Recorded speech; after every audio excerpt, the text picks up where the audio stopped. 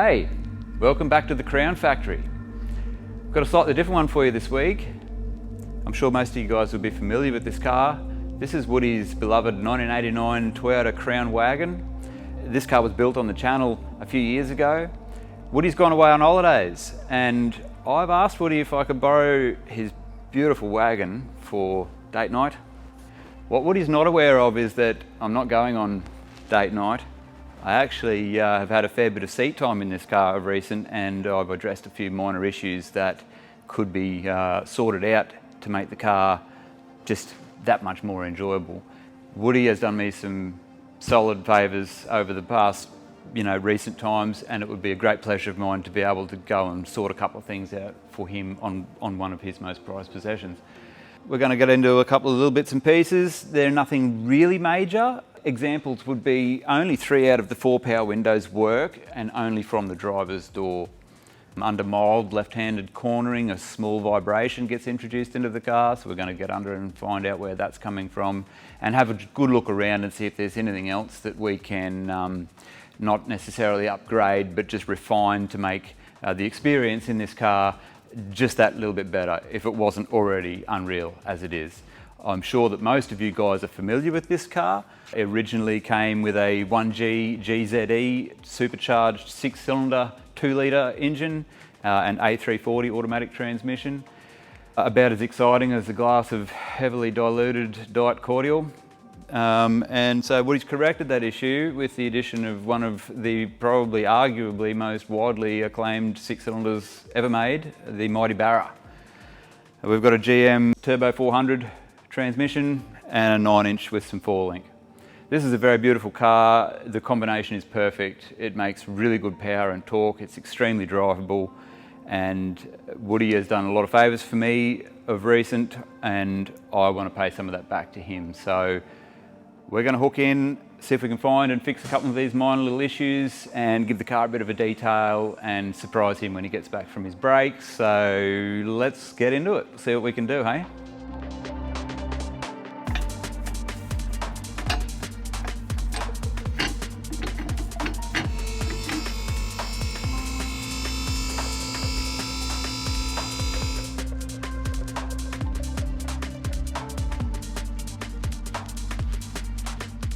We've got the wagon up on the hoist now. We've just had a quick walk through underneath and had a look to see if we can see anything obvious that may cause our vibration and anything else that may be out of place just as part of general servicing and vehicle maintenance, be it a hot rod or your daily things you need to do. One of the first things that I've noticed that could be attributed to our vibration is the alternator's very close proximity to the front of the, I guess you'd call it K-member or subframe. And it's even more visible from the back side. You can see there's evidence where it's been rubbing. The other thing that we've noticed is that the front wheel bearings could take a little bit of adjustment. Nothing major, again, just servicing and general maintenance that you would need to do in any vehicle. Everything else looks okay. The exhaust at the back of the car is touching the lower apron. We're going to maybe look at seeing if we could just adjust the exhaust sideways a fraction, or maybe even just trim the apron a little bit more. It's already been trimmed anyway to accommodate for the much larger exhaust. Further to that, this car is very low, and while it rides at legal height, because it's long and there's a lot of overhang back there, the exhaust is tucked up nice and high to clear driveways, speed bumps, etc. So we might start with the obvious and see what we can do about this alternator proximity to the subframe there, and then we'll move on to some wheel bearings and just go over a few other things.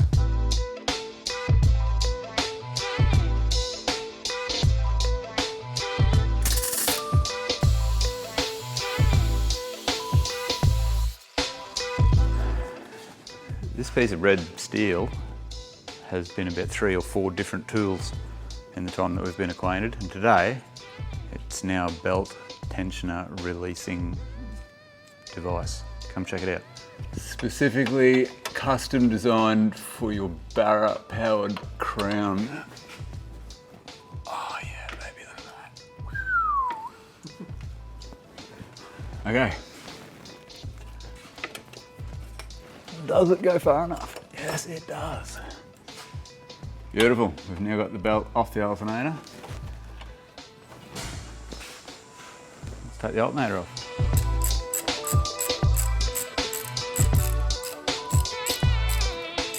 So I would say that that isn't going to help our vibration issue.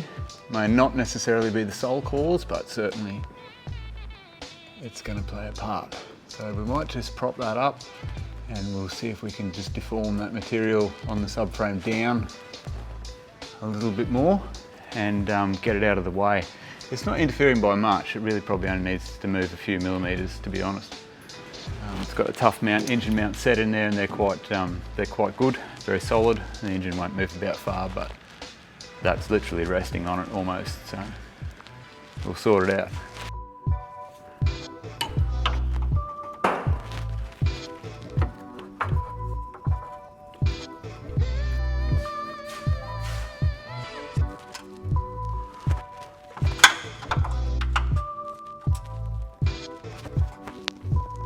Okay.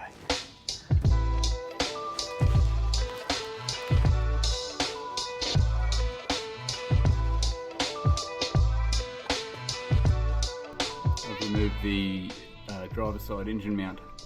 I was going to raise that platform up there, and I still may yet, but what I discovered in the process was that the engine mount itself, the bushing, has actually experienced a fair amount of wear.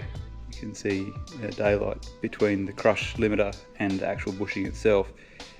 These are a really good mount, and these bushings are really good, but this car has seen some service, and it also lays down a considerable amount of power, so I'm not really surprised to see that. And we have other bushings here in stock, so I'm going to go ahead and replace those and get it back in the car, and we'll see what that's done for our clearances.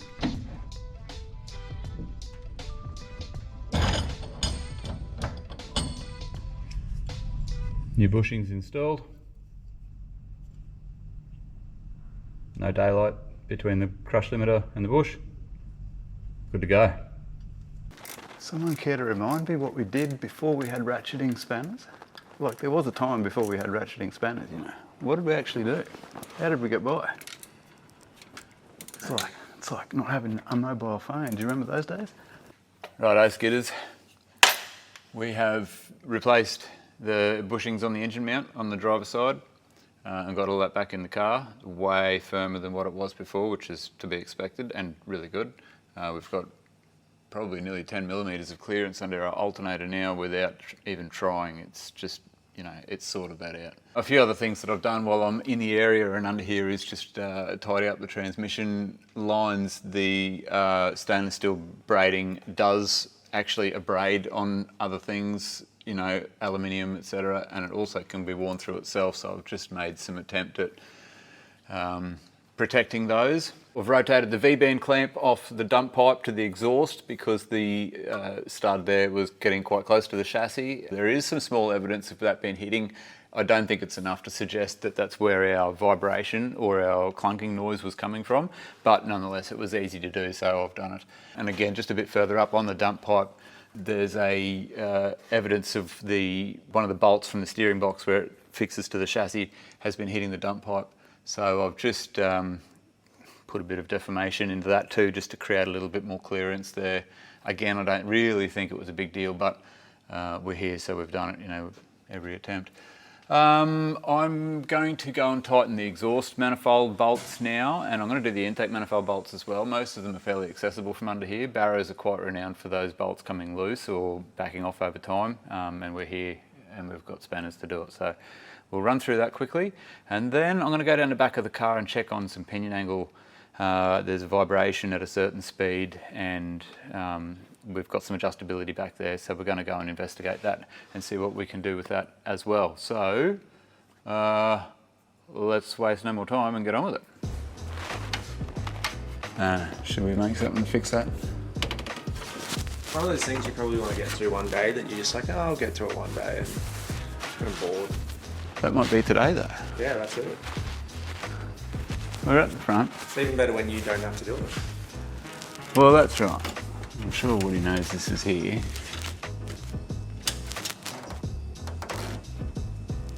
Yeah, let's fix that up a bit.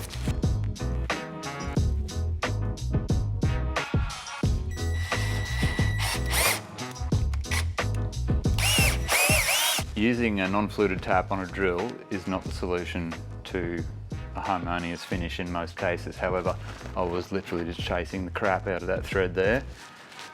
So don't give me a hard time, please.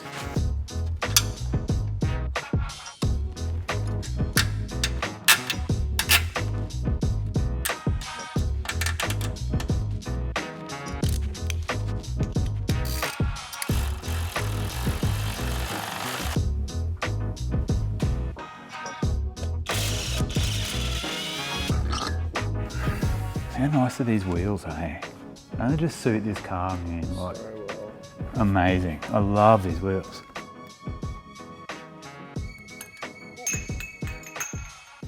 I don't know if you can see that. It's very, it would be very hard to detect on camera, but there's 100% movement in that, which I would consider to be slightly excessive. It's by no stretch of the imagination bad, but we're here, so we're going to address it. We'll just put a little bit more preload on that and reassemble it and go to the other side, which felt the same. Split pin's one of those things that I like to replace. These are made from a fairly soft material. They fatigue easy. They're designed to be able to be bent and malleable, and they can't break. It's pretty unlikely that one will fail and have a wheel fall off, but I like to replace them anyway, especially on things like this. So get yourself down to Super Cheap, buy yourself a split pin kit, and then you've got spares on hand.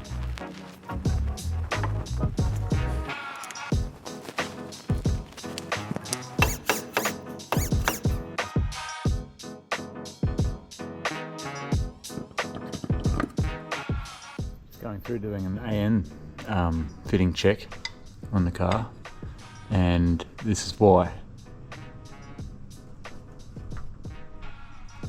So this is the boss for the remote oil filter, and while the fitting itself seems to be tight, the boss on the side of the block is not tight, and so that's why we go through and check things. That would account for the small puddle of engine oil that was under the car this morning. Very small. But we're going to loosen these off now and tighten that up properly, and then readjust these lines.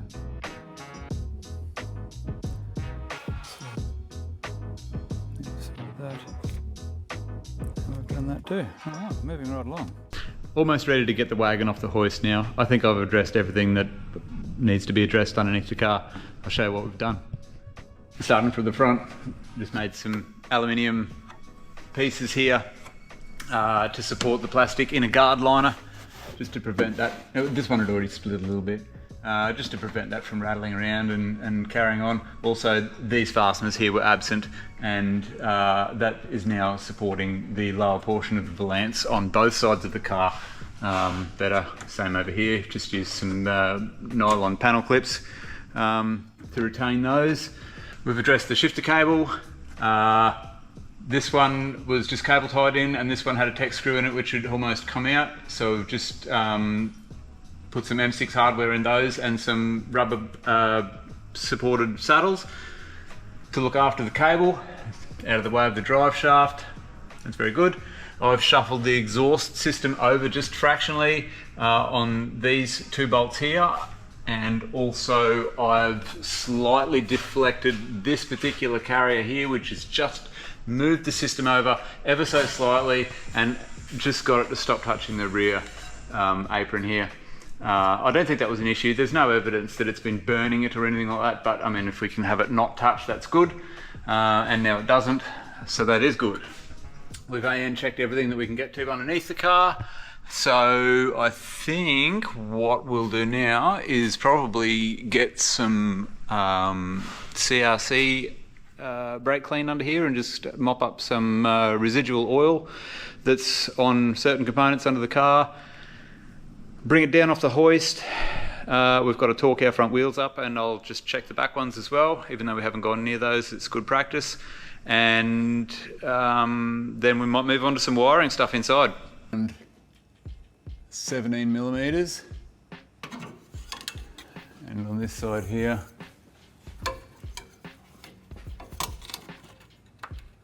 we've got, man, pretty decent, about 18 millimeters. So what I might do is just go and get a pen and I'll just put some marks on here at a known distance. And that way when we do our changes, we can refer back to those marks and keep the diff in the exact location that it is right now. There's very minimal clearance between the wheel arch and the tyre, and also the tyre to the chassis, so we don't really want to let it float too far.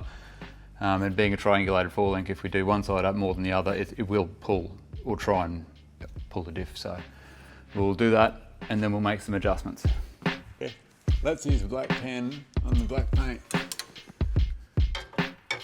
Okay, we've backed off our lock nuts on our upper forelink bars, and we're ready to make some adjustments now.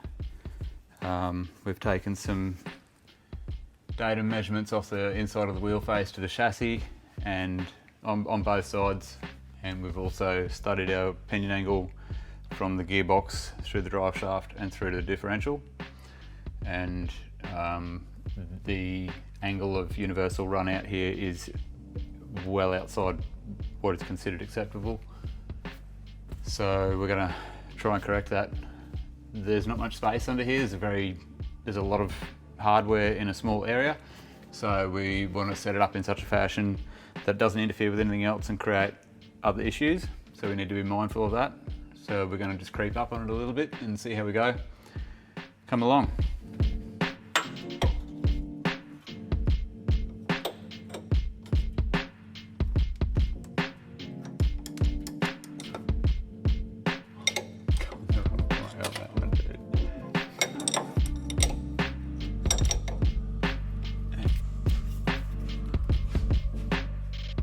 So we've adjusted our top arms for our forelink and just pulled the front of the diff down a little bit to correct some driveline angles. Pretty happy with how it all went out.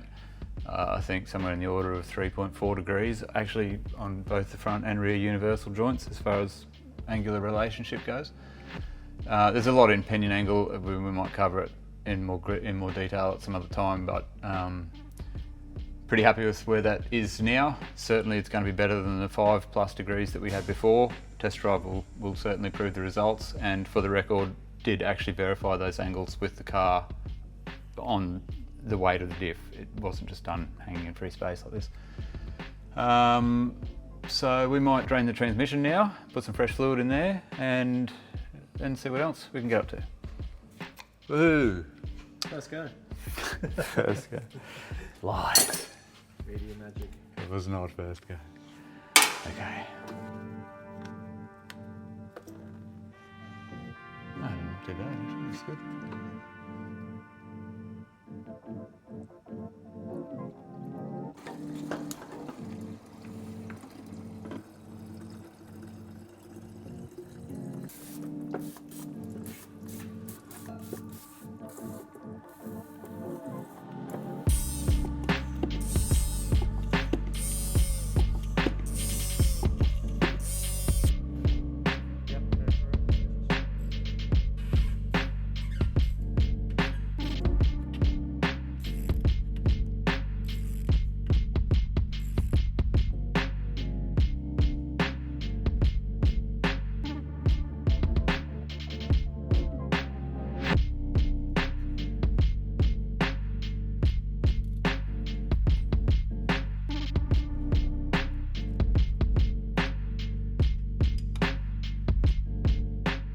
We've got the car back on the ground, we've filled the transmission, and we've verified that we've got the appropriate amount of fluid back in there now, so that's good. The fluid that came out actually looked quite nice and didn't smell bad or anything, so, but you know, good to go through the exercise. So we're going to roll the car forward now, away from the hoist so that we can get all the doors open and plenty of room to work around the car. I don't know how much of it we're going to have to disassemble to find the issue. But we need to sort the power windows out, so we'll get onto that now. A few other little things that I've noticed whilst inside the car is This has been checked out quite nicely to accommodate the gear selector here, but there's been no infill placed back around where the former shifter would have been. So I think I'm just going to go ahead and make a nice little piece out of aluminium and just set that in there just to finish that off, and we'll paint it black. On the other side here there's some USB outlets. We might make something to just accommodate those a little nicer as well. And it's only little things, you know, but it's the details just enhance, I don't know, just enhance the quality, I guess. I assume these are all little bits and pieces that Woody never got time to get to, you know. And really a project car's never finished anyway, is it, eh? Alright, we'll get onto that, I think. Start there because we've got to get some paint on it and get it dry.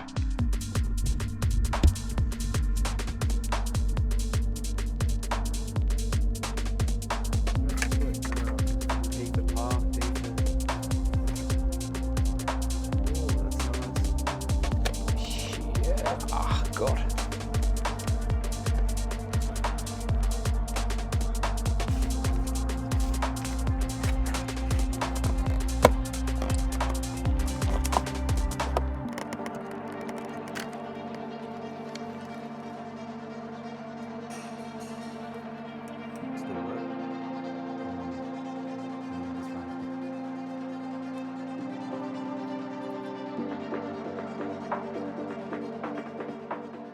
Gone through and cleaned all the contacts in our switch panel for the power windows, and we've restored operation to the driver's rear window, which wasn't working from any switch at all, so that's good, some progress there. Still, we don't have any ability to control the passenger windows from their own switches in the doors, so we're going to do some digging around in the fuse box now and have a look and see why the power feed for those three other doors from this here is not continuous. Sounds like a fun operation with your head under the dash, and I can assure you it's not going to be, but I'm going to do it anyway because what's even less fun is not being able to put the windows down. Let's go.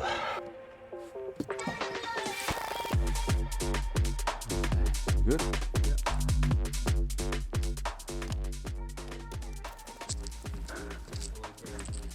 Comment below if you're one of these people that puts everything in weird spots, spends half your day walking around a workshop looking for basic things like pliers that were already underneath my leg. There he is. Good boy. Ah, backup has arrived. Josho! Yo! We're doing Crown Wagon things. We're doing Crown Wagon things. Are you sorting out window power? And mate, I have an A3, what is it? No, A5 page of list of things that I've sorted out on this car this week. It's actually really nice now.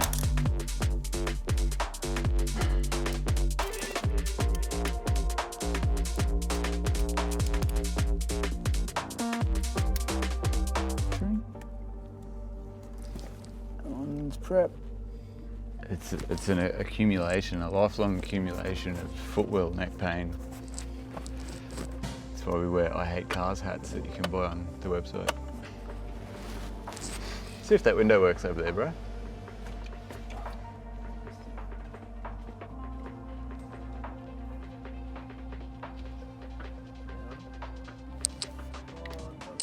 Right on. All right, we've got that all working now. There's still a slight problem with this switch here. I'm going to pull this back apart and just have another quick look at that contact. And then the car's going to go back together, and then we're going to go for a drive and see how we did with all of our modifications and tidy ups, alterations, maintenance, contortionism.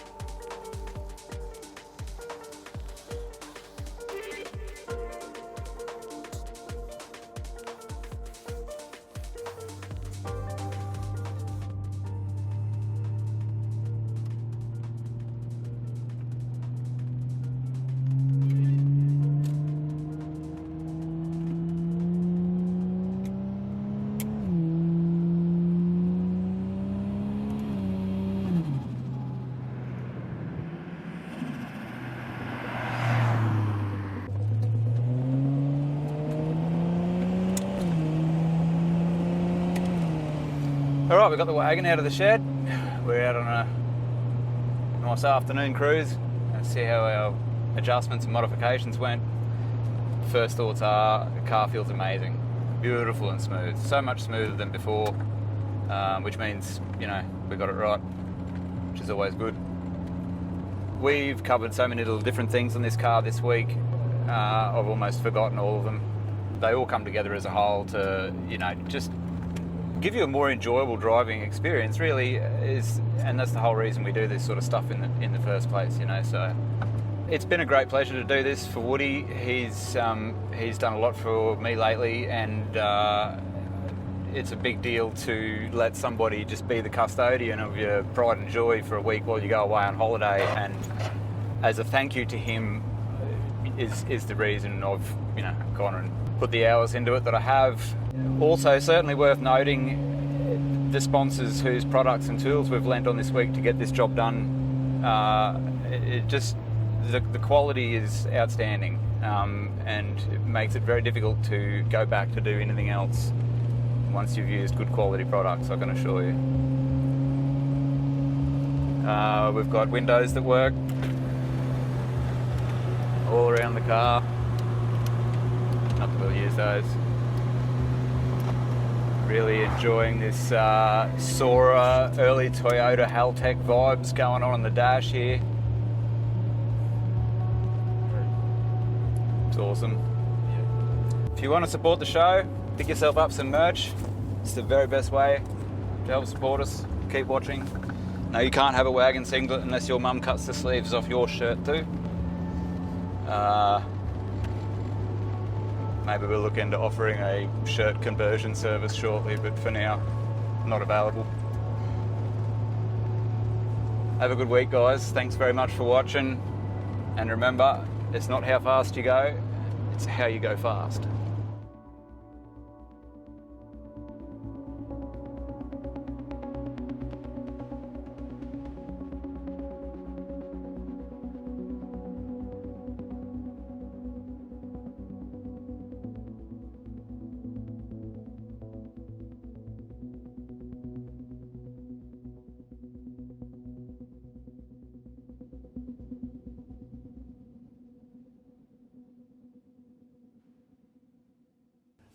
Dude, it's 12. How the hell did all this happen like this?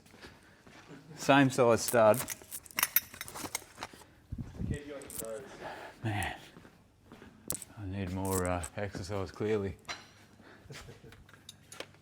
This is what happens, right? You get older and you start your eyesight starts going. And all the sizes of spanners and bolt heads that you used to know all of a sudden become bigger next time you go and get your new prescription, and you're reaching for spanners that don't fit anymore because everything appears different. It's just the moral of the story is don't get old. Shouldn't have gone to Specsavers. Shouldn't have gone to Specsavers. Yeah, well. So we've taken the wagon out for a test drive.